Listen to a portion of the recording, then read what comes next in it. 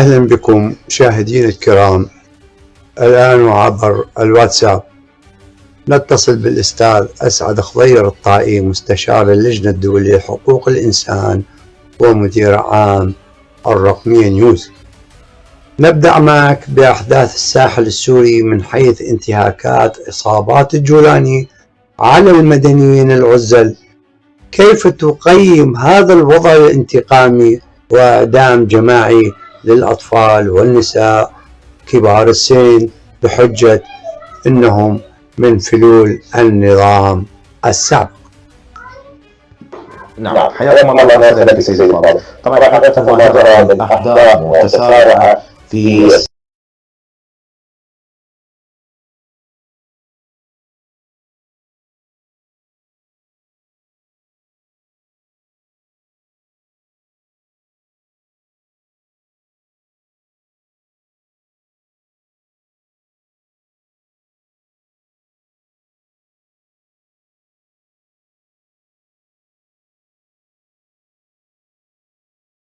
القاعدة من هذا التعليق ومن هذا الكلام.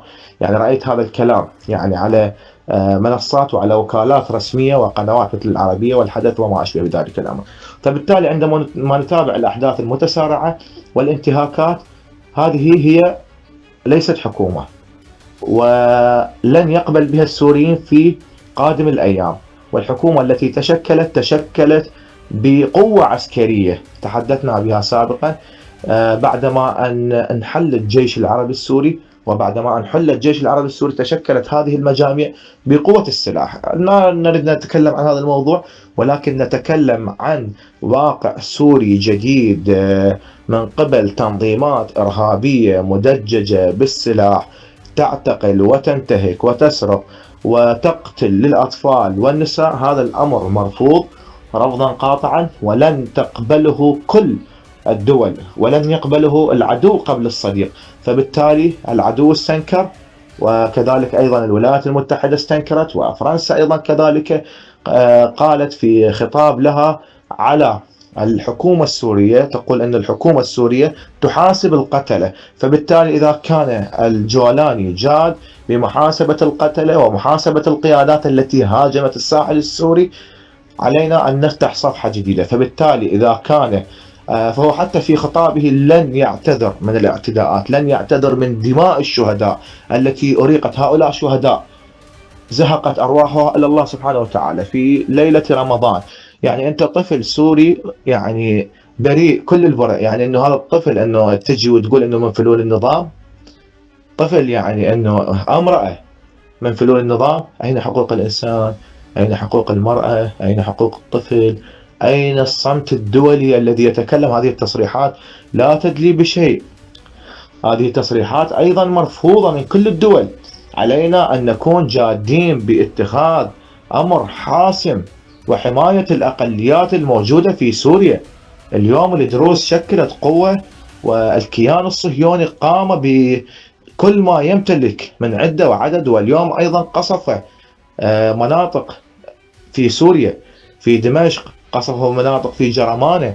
اليوم قام بقصف أرتال للجولاني عندما تقربوا إلى الدروز. فبالتالي أصبحت الدروز منطقة آمنة لكونها مكون دروزي، والكيان الصهيوني يحمي هذه المنطقة لأجل أطماع وامتداد، ليس حبا بالدروز. الكيان الصهيوني ليس حبا بالدروز، إنما من أجل الإطماع والامتداد. فبالتالي الجولاني إذا كان جاد عليه بمحاسبة الكيان الصهيوني وإرجاعه إلى منطقة الجولان المحتلة. يعني أضعف الإيمان أن يرجع إلى منطقة الجولان المحتلة، ما رد يقول له أنه رجع إلى مكان بعيد، فاحتل مناطق كبيرة. نعود إلى حديثي والانتهاكات. هذه الانتهاكات مرفوضة وتحدثت بها، ونحن الرقمية نيوز كان موقفنا واضح وصريح منذ يعني أن غادر الرئيس السوري السابق بشار الأسد البلاد، وبعد ما أن احتلت سوريا من قبل تركيا وكذلك أيضا من قبل الأجانب المجندين العصابات التابعين إلى تركيا، ومن قبل الكيان الصهيوني. فبالتالي كان موقفنا واضح وصريح من هذه العصابات، وتخوفنا أيضا من هذه العصابات أن لا تكون الانفلاتات وأن لا تكون الطائفية، وحذرنا منها هذه الانتهاكات وحذرنا من هذه الانفلاتات. فبالتالي حدث ما لا يحدث. فبالتالي عندما نتحدث عن المجاميع التي قامت بمهاجمة ما يسمى إدارة العمليات، هي مجاميع مسلحة، وكان يعني لديهم تنسيق عالي لهذه الهجمة. فلكل فعل ردة فعل، وإن كانوا هم علويين. ما شاهدناه في الفترة الأخيرة قتل، ذبح، شبيحة، يصعد عليه أنه يعني الألفاظ النابية للأسف أنا أتكلمها يعني، لكن أجبرونا أن نتكلم بهذه الألفاظ، أنه أصعد يعني حتى ألفاظ يعني من المستحيل أن نلفظها، حتى الطفل ما يلفظها للأسف الشديد. يصعد عليه مع سوي قاق شلون عوي ولك عوي شنو يعني. الألفاظ هذه مو صحيحة، هذه مو دولة، هذه ما تمثل تطلعات دولة. وبعدين هو الرئيس مالتهم اللي هو يدعي رئيس سوريا يتحدث بألفاظ طائفية، نحن لا نحب اللطم ولا نحب العويل. يعني انه الموضوع هذا مو إدارة دولة عزيزي سيدي الفاضل.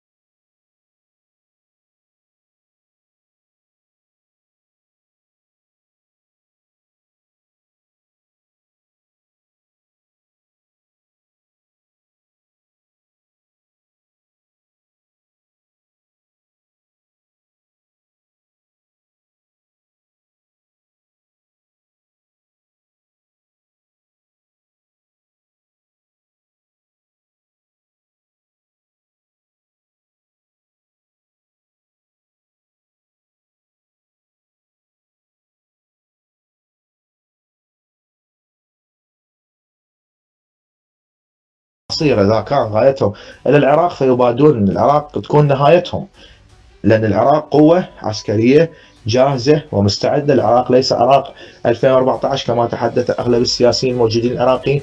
وإحنا اليوم نلاحظ التطورات العسكرية بالعراق تطورات جيدة من ناحية العدة والعدد والسلاح والطيران، ولدينا ما يمكننا من القضاء على هذه الإرهابيين ويمكننا من محاربة دول كبرى. فبالتالي نسأل الله أن يبعد الخطر عن العراق. لكننا من نتحدث ونقول أنه الإرهاب وتمدد الإرهاب في سوريا والحواضن الإرهابية والتنظيمات الداعشية يؤثر على العراق، الآخرين يأخذوه بنظر آخر. أنت ليش تدخل في الجانب السوري؟ عزيز يعني ما بتدخل بالجانب السوري، اللي يتدخل بالجانب السوري انتهاكات مهما تكون مهما تكون هذه الانتهاكات. فسوريا يربطنا قواسم مشتركة بها سابقة، سوريا تربطنا بها مقدسات، سوريا تربطنا بها حدود، سوريا تربطنا بها أرض، سوريا تربطنا العروبة، تربطنا الإسلام، شهادة أن لا إله إلا الله، شهادة محمد رسول الله. سوريا لدينا التاريخ الكبير مع هذه الدولة، لن تحدث لنا انقسامات وشروخ منذ يعني أمد بعيد. فبالتالي هذه الحسابات وهذه الأمور التي نتحدث بها هي الأجل للحفاظ على سلامة السلم الأهلي والحفاظ على منطقة آمنة من الإرهاب والإرهابيين والمتطرفين والسلفيين والتكفيرين أمثال هؤلاء، على الأمم المتحدة، على الدول الكبرى.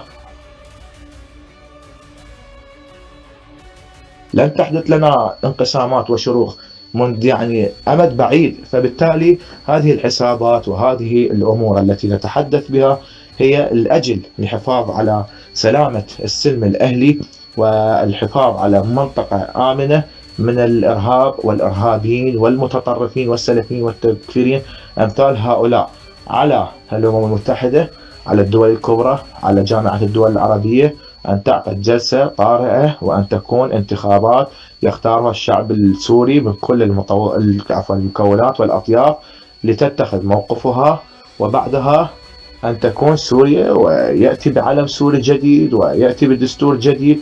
يجب أن يخطط دستور بأسرع وقت. هذا كله انتهاكات خارجة. الآن سوريا تمر في فراغ أمني، فراغ دستوري، فراغ عسكري. سوريا يعني الغلاف الجوي مخرق، لأن هذه مو دولة، هذه هي إرهابيين يتحكمون بإرادة البلد، ومن المستحيل أن يحكموا الدولة السورية بهذه التصرفات. من المستحيل أن يحكموا الدولة السورية إلا إذا كان لتركيا، مو للجولاني، لتركيا رأي آخر، إلا إذا كان لتركيا رأي آخر تقوم بمحاسبة القيادات وإعدامهم، وكذلك أيضا التخلي عن الهجمات عن المكون العلوي، وكذلك أيضا مواجهة المكون الدروزي، وأن تقف عند حدها في احتلال حلب، وأن تكون الانتخابات وبعدها يزاح كل الاحتلالات، وأن تكون سوريا للسوريين. هذا ما يريده السوريين قبل أن يريده أي شخص.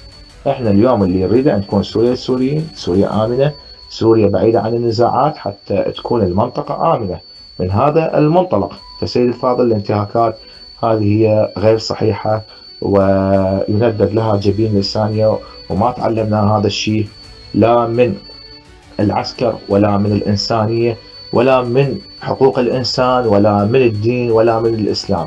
هذا الموضوع مرفوض رفضا قاطعا. وقواعد الاشتباك يجب أن يكون المدني محمي، حتى لو كان أبيد فوجا عسكريا كاملا، من قواعد السلام والاشتباك. ولاحظنا قواعد السلام والاشتباكات طبقت بالعراق بشكل صحيح، طبقها الحشد الشعبي المقدس اللي هم اليوم يريدون يحلونه عندما يحتضن الأطفال، وطبقتها جهاز مكافحة الإرهاب حتى ما نظلم الآخرين، السيد الساعدي من يركض ويحتضن الطفلة، وطبقتها الشرطة الاتحادية وكل أجهزتنا الأمنية محل احترام، والحشد العشائري، وحتى أيضا البيشمركة الأكرام طبقوا كل قواعد السلامة وكل قواعد الاشتباك. فهؤلاء لا يفهمون قواعد السلامة ولا يفهمون قواعد الاشتباك ولا يفهمون بالعسكر بشيء ولا يفهمون بالسياسة ولا يفقهون بالسياسة بشيء. إن كانوا يفقهون بالسياسة أن البلد متوتر والبلد منهار، ويطلع رئيس يدعي أنه هو رئيس جمهورية ويتحدث بلغة نابية، اللطم والعويل، وتارة شخص جاء كربلاء والآخر يحرق العلم يعني إلى يعني علم طوائف الشيعية اللي هو رمز رموز الشيعة، وتارة الآخر يقوم بالسب والشتم على صحابة آل بيت النبي. يعني هذه لغة مو صحيحة، هذه لغة تثير نعرات طائفية، تخلق فوضى كبيرة، تخلق حرب أشبه بعالمية أو تكون عالمية. لأن اليوم كل فعل ردة فعل، اليوم الشيعة في العراق وفي إيران وفي لبنان، وأيضا كذلك حتى من جانب أننا نتحدث بالشيعة للأسف، حتى من السنة المعتدلين المحترمين لا يقبلون بهكذا انتهاكات، لا يقبلون بالتجاوز على حرمة حقوق الإنسان، لا يقبلون بالتجاوز على المقدسات. مثلا الآخرين يقول المقدسات محمية، لا سيد الفاضل، ما محمية المقدسات. هم خوفهم الكبير أن تمس المقدسات. عندما تمس المقدسات يكون الوصول إلى إسرائيل سهلا. هذا اللي لازم الطوائف المقاتلة ومحور المقاومة. فبالتالي أنا آسف على الإطالة، وهذا ردي للإرهابيين والتكفيرين والسلفيين، عليهم أن يعدلوا وأن يتخذوا مسير آخر، وإلا ستكون الأيام القادمة أيام سوداء عليهم. وصرحت مراجعنا الموجودة في العراق، ما صرحت المراجع العليا بالوقت الحالي، تنتظر وننتظر تصريح، لكن صرح أشبه بمرجع سماحة السيد مقتدى الصدر بعدم السكوت، ولن يسكت على هكذا انتهاك.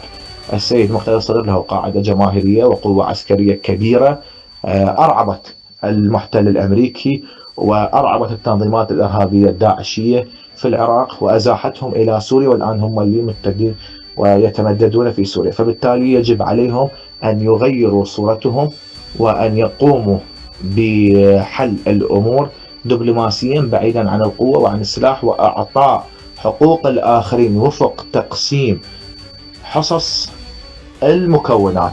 فبالتالي يجب أن تكون دولة محاصصة مثل العراق، الكردي يعطي حصته، العلوي يأخذ حصته، الدروزي، السني وإلى آخره، وأن تكون دولة عدالة ومساواة وتسودها العدل والأمن والأمان. فبالتالي أنا ليس لي أي أمل بأن يكون الجولاني يحكم البلد، لأنه لن يغير غلافه الإسلامي المتطرف، وليس مسلما يدعي على طائفة معينة وينسب نفسه إلى السنة حتى لا نتأثر ونصطدم. هذا الشخص ليس سنيا ولا شريفا من السنة من يقوم بالذبح والاعتداء ولن يعتذر بخطابه، ومصر على أنه أن لا يرحم العلوي، فبالتالي ما قام بمحاسبة من ندد بالطائفية وندد بالقتل. تحياتي لكم. شكرا أستاذ أسعد على هذا الإيعاز القيم، ونتمنى من الله أن يصححوا هذه الأخطاء ما يسمى بالحكومة السورية، وأن تنتهج النهج السليم السلم والسلام للشعب السوري ولجميع طوائفها. نتمنى السلامة لنا ولكم وللسامعين.